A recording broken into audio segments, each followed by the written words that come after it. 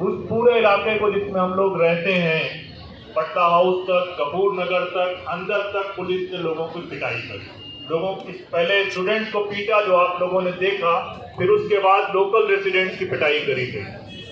मुझे याद है तकरीबन 9 साढ़े 9 बजे के आसपास मैं और योगेंद्र यादव साहब जब हम लोग वहाँ पर कुछ थोड़ा सेटल डाउन हुआ तो उनसे ये रिक्वेस्ट की हम लोगों ने डीजीपी साहब से कि बहुत से बच्चे अभी अंदर फंसे हुए हैं, आपका ऑपरेशन कंप्लीट हो गया तो निकलने दें। उन्होंने उसकी इजाजत दी और हालात 15 दिसंबर की रात में ऐसे थे कि आपने जैमर लगा दिए पूरे इलाके में कि लोग बात नहीं कर सकते। जो बच्चे मस्जिद के अंदर छुपे हुए हैं हम लोगों को मालूम नहीं चल रहा क्योंकि आपने जैमर लगा दिए, उनसे न टेलीफोन पे बात हो रही है न हम बात कर पा रहे। और यही रिपीटिशन 20 तारीख को उत्तर प्रदेश में किया गया। उत्तर प्रदेश में मेरठ में 4 लोगों को, मुजफ्फरनगर में 2 लोगों को, संभल में 2 लोगों को, रामपुर में 1 को, कानपुर में 3 लोगों को, बनारस में 2 लोगों को, 23 लोगों को योगी की पुलिस ने गोलियां मारी और कोई भी एक गोली चेस्ट के नीचे नहीं थी। बिलो द चेस्ट कोई भी एक शॉट नहीं था, यानी कि वो गोलियां मारी गई लोगों को मारने के लिए। और अफसोस की बात ये कि उस पूरे उत्तर प्रदेश में कहीं एक भी कोई एफआईआर उन 23 मौतों की नहीं हो पाई। जब एफआईआर नहीं हुई, एफआईआर नहीं ली गई तो ह्यूमन राइट कमीशन में अपील करी गई।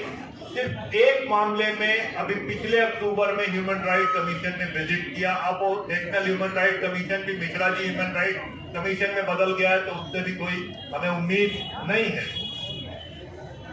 और वही पुलिस जो यहाँ पर मौजूद, जो जामिया में मौजूद थी, उसी पुलिस ने जो लोग रेस्क्यू करने की कोशिश कर रहे थे कि जो स्टूडेंट घायल हैं, हमारे कुछ लोगों ने अल-शिफा हॉस्पिटल की एम्बुलेंस को वहां ले जाने की कोशिश करी कि हम कुछ स्टूडेंट्स को रेस्क्यू कर सकें, लेकिन उस एम्बुलेंस को भी पुलिस ने कोई एक शीशा सलामत नहीं रखा कि कोई एक शीशा सलामत हो, कोई एक शीशा भी बचा हो। फ्रंट मिरर से लेके बैक मिरर तक, साइड विंडो तक कुछ भी नहीं बचा। पुलिस के पत्थरों ने उसको तोड़ा और इल्जाम लगा कि पत्थर दूसरे लोग चला रहे। तो ये सिलसिला कोई जो 15 तारीख से शुरू हुआ वो कहीं बीच में या नहीं खत्म हुआ। दिल्ली दंगों की रात में मुझे याद है कि 24 तारीख को निजामुद्दीन पुलिस स्टेशन में ज्वाइंट कमिश्नर श्रीवास्तव के साथ हम और हमारे कुछ दोस्त बैठे रहे। उनको वीडियो कॉल में हम लोग दिखा रहे थे कि लोग किस तरह से पत्थर और गोलियां चला रहे हैं, सर कुछ करिए, पुलिस देखिए। 1 घंटे तक वहां मौजूद रहे, उसके बाद भी वहां पर पुलिस नहीं पहुंची। उसके बाद हम लोग डिप्टी चीफ मिनिस्टर दिल्ली के पास पहुंचे, क्योंकि जब हम बात करेंगे तो यही लोग फिर जो पहले दावा करते थे कुछ बाद में इलेक्शन आएगा, कारपोरेशन आएगा, आपके यहाँ वोट देने भी जाएंगे। हम लोग जब मनीष सिसोदिया के घर पर पहुंचे तो हमने उनसे कहा कि आप सर सिर्फ एक काम कर दीजिए कि सिर्फ एक ट्वीट कर दीजिए। लोग लगातार पीटे जा रहे हैं, शूटिंग हो रही है और ये पहला ऐसा दंगा था जिसमें सबसे ज्यादा गोलियां चली होंगी। तो हमने कहा सिर्फ आप ये ट्वीट कर दीजिए कि आप लोग फील्ड में जाने वाले हैं, तो आपका एक क्यू प्रोटोकॉल है तो शायद कुछ हो जाए। तो वो डिप्टी सीएम साहब कहते हैं कि Nadeem, I am helpless same like you. तो same helpless chief minister and deputy chief minister बात का निजामुद्दीन मरकज में एफआईआर अदा करते हैं।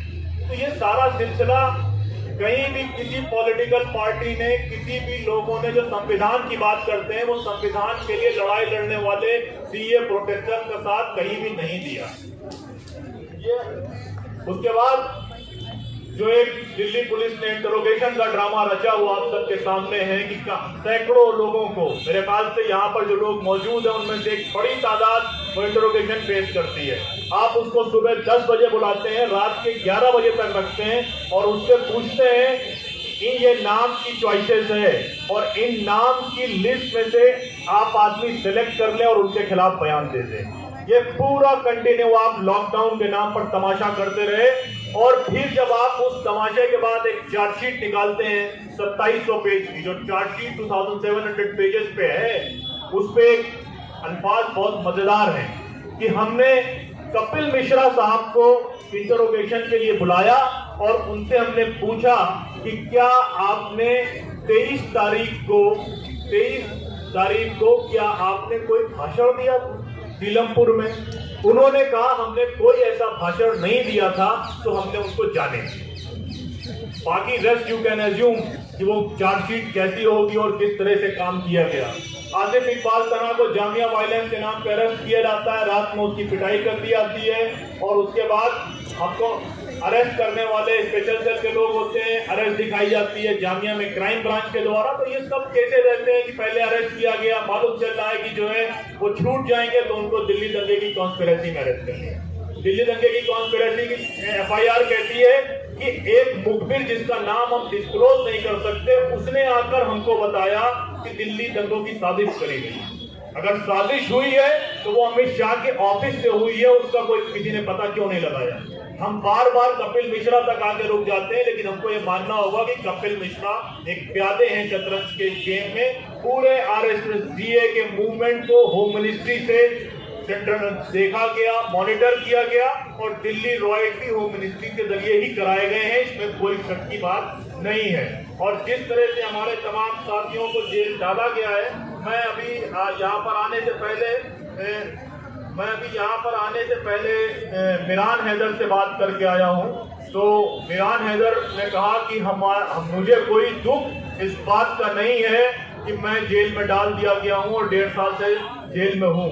मुझे इस बात की खुशी है कि मैं अगर जेल आया हूँ तो किसी आपराधिक काम के लिए, किसी क्रिमिनल एक्टिविटी के लिए जेल नहीं आया हूँ, बल्कि मैं कॉन्स्टिट्यूशन को और इस मुल्क में डेमोक्रेसी रहेगी कि नहीं रहेगी इसको बचाने के लिए आया हूँ।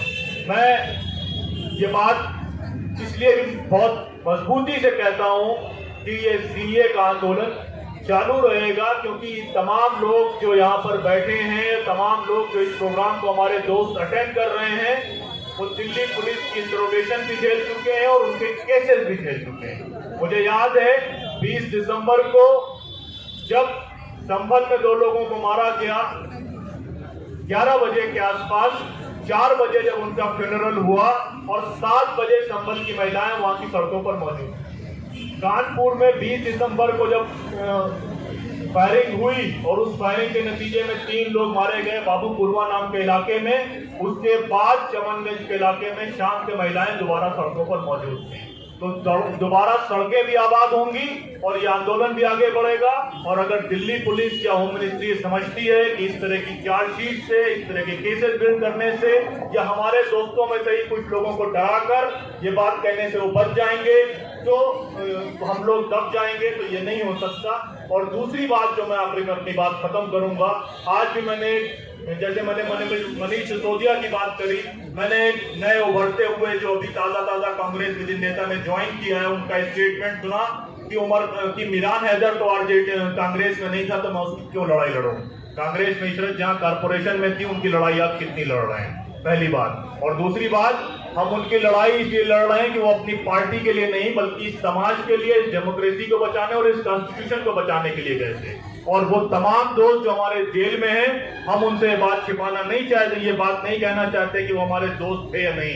हम मजबूती से बात कहते हैं, वो जो तमाम लोग जेलों में हैं वो हमारे दोस्त हैं और हमें उनकी इस दोस्ती पर फख्र है। बहुत शुक्रिया।